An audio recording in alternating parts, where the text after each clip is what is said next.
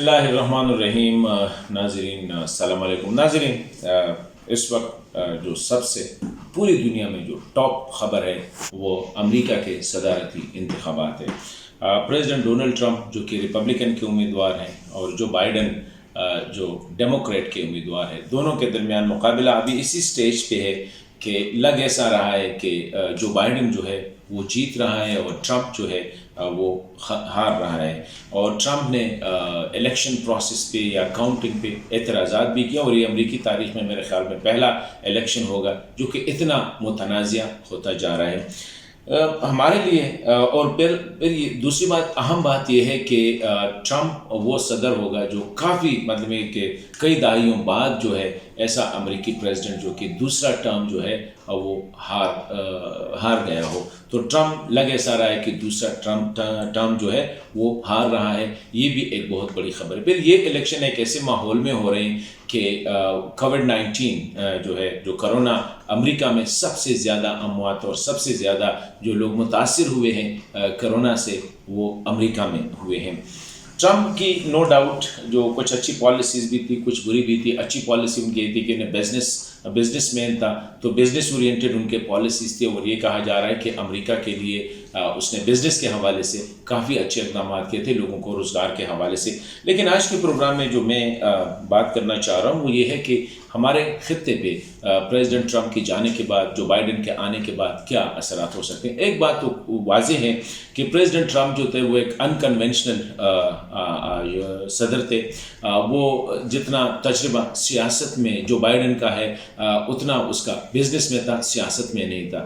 Joe Biden ایک hard core political activist ہے، political leader ہے، جو گزشتہ تقریباً 30-32 سال سے جو ہے پبلک یا پولیٹیکل لائف میں ہے، مختلف پوزیشن پہ وائس پریزیڈنٹ بھی رہے ہیں، سینٹ میں بھی رہے ہیں، اہم کمیٹیز کے چیئرمین بھی رہے ہیں۔ لیکن جب پریزیڈنٹ ٹرمپ آئے تو اس نے امریکہ کی جو فورن پالیسی تھی اس کو بالکل انکنونشنلی اتنا اس میں چینجز لے۔ افغانستان کے حوالے سے اگر ہم دیکھیں تو پریزیڈنٹ ٹرمپ نے اپنے کیمپین میں کہا تھا کہ وہ افغانستان سے امریکی فوجیں نکالیں گے۔ انہوں نے کہا تھا کہ ہماری کیا ہے کہ ہم پرائے ملکوں میں جا کے وہاں پہ پولیسنگ کریں اور وہاں پہ نظاموں کو درست کریں، اور اسی وجہ سے وہ اس میں کافی حد تک کامیاب بھی ہو گئے کہ امریکی فورسز کو 10,000 سے نیچے لے آئے، اور ابھی جو ہے تقریباً 5,000 رہ جائیں گے ابھی اسی مہینے۔ اور دوسری جو بڑی کامیابی تھی وہ یہ تھی کہ طالبان کے ساتھ امریکہ نے ایگریمنٹ کیا، اور اس نے اپنی فورسز گزشتہ تقریباً 4 مہینوں سے ہم دیکھ رہے ہیں کہ کوئی بھی امریکی فوجی جو ہے اس پہ نہ حملہ ہوا ہے نہ اس کو مارا گیا ہے افغانستان میں۔ تو اس کی ایک بڑی کامیابی تھی۔ طالبان کے ساتھ اس کا جو معاہدہ، امریکہ کا جو معاہدہ تھا، یہ ایک بہت بڑی پیش رفت تھی افغانستان کے حوالے سے۔ دوسرا میرے خیال میں امریکہ کی جو کامیابی تھی وہ یہ تھی کہ اس نے فیسیلیٹیٹ کیا کہ افغان بیٹھ کے اس مسئلے کا حل نکالے، اور اس وقت ہم دیکھ رہے ہیں کہ تقریباً 2 مہینے سے مسلسل افغان قیادت بیٹھی ہوئی ہے اور افغانستان کے حوالے سے بات چیت ہو رہی ہے، افغانستان میں امن کے حوالے سے۔ تو یہ ایک بہت بڑا میرے خیال میں اچیومنٹ تھا پریزیڈنٹ ٹرمپ کا اس ریجن میں، اور اس کا جو پوائنٹ پرسن تھا زلمے خلیل زاد، اس کی جو کوششیں تھیں وہ کافی حد تک برابر ثابت ہوئی ہے۔ اور ابھی بھی اگر افغان گزشتہ 2 ماہ سے ایک ہی ہوٹل میں ایک ہی کمرے میں بیٹھے ہوئے ہیں تو یہ بھی ایک بہت بڑی پیش رفت ہے کہ مسلسل 2 مہینے سے آپس میں جو دشمن تھے، آپس میں جو لڑنے والے تھے، وہ بیٹھ کے بات کر رہے ہیں اپنے ملک میں امن کے حوالے سے۔ اگرچہ افغانستان میں بدقسمتی سے وائلنس میں اضافہ بھی ہوا، اس میں سب سے آخری جو ٹاپ پہ تھا وہ کابل یونیورسٹی میں طلباء پہ دہشت گردوں کا حملہ تھا۔ ابھی ظاہری بات ہے کہ انیشلی جب ٹرمپ آئے تو پاکستان کے حوالے سے ان کا جو بیان آیا تھا وہ بڑا خطرناک تھا کہ پاکستان نے ہمیشہ امریکہ کے ساتھ دھوکہ کیا ہے، لیکن بہت جلد اس نے پاکستان کو اپروچ کیا، اور افغانستان کے حوالے سے بڑی ایک کوآرڈینیشن رہی، ڈیلی بیسس پہ نہیں تو ہفتے میں خلیل زاد اور پاکستانی حکام کی انٹریکشن ہوا کرتی تھی۔ پھر ان کی آخری اس میں ہم نے دیکھا کہ امریکہ کے اس میں افغانستان اور پاکستان کے درمیان تعلقات میں بھی کافی بہتری آئی تھی۔ لیکن اس کے ساتھ ساتھ میں سمجھتا ہوں کہ چین ایک اسی خطے کا ایک ایسا ملک ہے جو امریکی پالیسی سازوں کے لیے اس کو ڈائجسٹ کرنا مشکل ہے، اور چین اور پاکستان 2 ایسے ممالک ہیں جو کہ اسٹریٹجک پارٹنر ہے۔ اس خطے میں امریکہ کا اسٹریٹجک پارٹنر جو ہے وہ ہندوستان ہے، انڈیا ہے۔ کیونکہ امریکہ چاہ رہا ہے کہ انڈیا کو چین کے خلاف جو ہے اس کو اسٹرینتھن کرے. تو ابھی انڈیا کے ساتھ پاکستان کے تعلقات اور چین کے انڈیا کے ساتھ تعلقات، مطلب یہ ایک بریکٹ، اس کے اثرات پڑ سکتے ہیں. جو بائیڈن، جو میں نے کہا کہ وہ ہارڈ کور پولیٹیکل ہے، وہ پولیٹیکل ایشوز کو پولیٹیکلی وہ لے کے جائے گا. اس کا بزنس انٹرسٹ جتنا ٹرمپ کا تھا اس کا نہیں ہوگا. تو اس میں تیزی آ سکتی ہے. امریکہ اور ہندوستان مزید کلوز ہو سکتے ہیں، اور maybe at the cost of Pakistan کے لیے امریکہ کے ساتھ بڑے ٹائٹ روپ پہ واک کرنا پڑے گا. صرف تعلقات کو نارمل رکھنے میں بھی کافی مشقت درکار ہوگی. اسی طرح مڈل ایسٹ کے حوالے سے ٹرمپ کے جو تعلقات تھے وہ زیادہ تر اور مڈل ایسٹ کے اثرات بھی پاکستان پہ اور اس خطے پہ بہت زیادہ پڑ سکتے ہیں. سعودی کے ساتھ پریزیڈنٹ ٹرمپ، سعودی رولرز کے ساتھ پریزیڈنٹ ٹرمپ کے ذاتی تعلقات کی وجہ سے کافی حد تک جو ہے مڈل ایسٹ میں امریکہ ان ہوا تھا، اور ہم نے دیکھا کہ اسرائیل کو تسلیم کروانے میں پریزیڈنٹ ٹرمپ نے بہت بڑا کردار ادا کیا، اور تقریباً 3 ارب ممالک نے، جس میں UAE بھی شامل ہے، اسرائیل کو باقاعدہ طور پر تسلیم کیا بھی ہے. اور کچھ اور ممالک، سوڈان وغیرہ، وہ بھی ابھی تسلیم، اور یہ بھی کہا جا رہا تھا کہ سعودی عرب بھی جلد اسرائیل کو تسلیم کرے گا.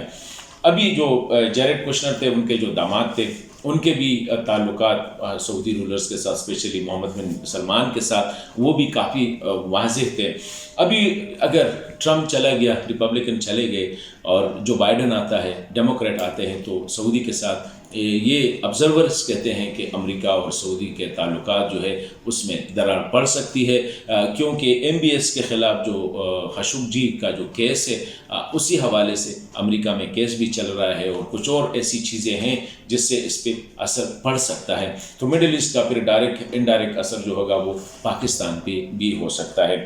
اسی طرح جو بڑی پاکستان کے لیے میں سمجھتا ہوں، اور امریکہ کے لیے جو مین چیز ہے، اس طرح ایران کے حوالے سے جو پریزیڈنٹ ٹرمپ کی پالیسی تھی وہ ذرا زیادہ ایگریسو تھی، کیونکہ جو اس کے براک اوباما کے دور میں جو معاہدہ ہوا تھا اس سے اس نے انکار کر دیا تھا. اس کی ایک ان ڈپلومیٹک وے آف ورکنگ تھا.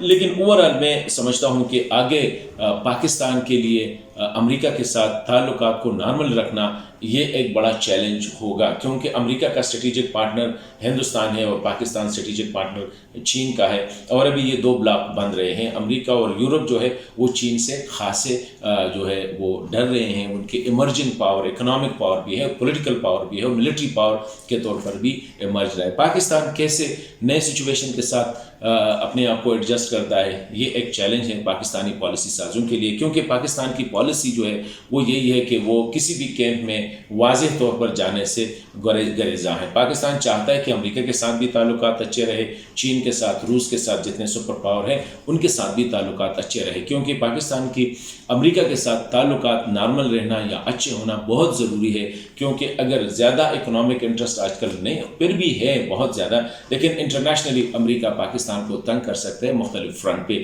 تو یہ چیلنج ہے پاکستان کے لیے بھی، جو بائیڈن کے لیے بھی، کہ وہ افغانستان کے ساتھ وہی ٹرمپ والی پالیسی کو جاری رکھنا چاہتا ہے، یا جس طرح ٹرمپ نے اسٹیبلشمنٹ کے کہنے کے خلاف یا پینٹاگان کے مرضی کے خلاف افغانستان کی پالیسیز کو نئے جہت دی اور نئے اس پہ لے آیا.